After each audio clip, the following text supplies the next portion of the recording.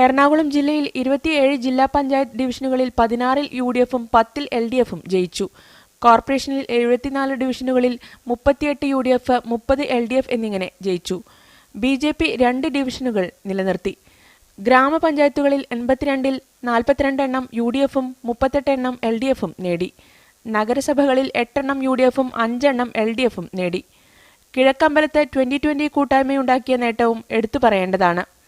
തൃശൂർ ജില്ലയിൽ നഗരസഭകളിലും ജില്ലാ പഞ്ചായത്തിലും ബ്ലോക്ക് ഗ്രാമപഞ്ചായത്തുകളിലും LDF വൻ മുന്നേറ്റം നടത്തി.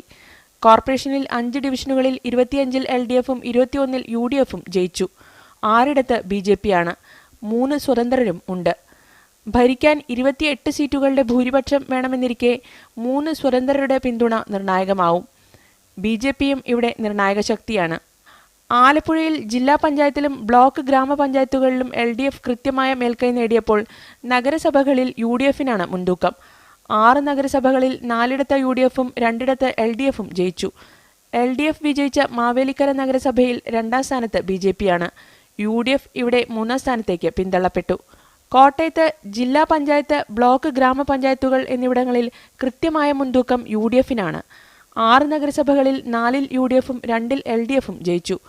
PC ജോർജിന്റെ കേരള കോൺഗ്രസ് സെക്യുലർ ഉണ്ടാക്കിയ നേട്ടമാണ് ജില്ലയിൽ ശ്രദ്ധിക്കപ്പെട്ടത്. പൂഞ്ഞാർ ജില്ലാ പഞ്ചായത്ത് ഡിവിഷനിൽ ജില്ലാ പഞ്ചായത്ത് പ്രസിഡന്റായിരുന്ന നിർമ്മല ജിമ്മിയെയാണ് കേരള കോൺഗ്രസ് സെക്യുലർ പരാജയപ്പെടുത്തിയത്. ഇടുക്കിയിൽ ജില്ലാ പഞ്ചായത്തിലും ബ്ലോക്ക് ഗ്രാമപഞ്ചായത്തുകളിലും UDFിനാണ് ഭൂരിപക്ഷം. നഗരസഭകളിൽ 2-ൽ ഓരോന്ന് വീതം 2 മുന്നണികളും നേടി. മൂന്നാറിൽ പൊമ്പിളൈ ഒരുമ നേടിയ വിജയമാണ് എടുത്തു പറയേണ്ടത്.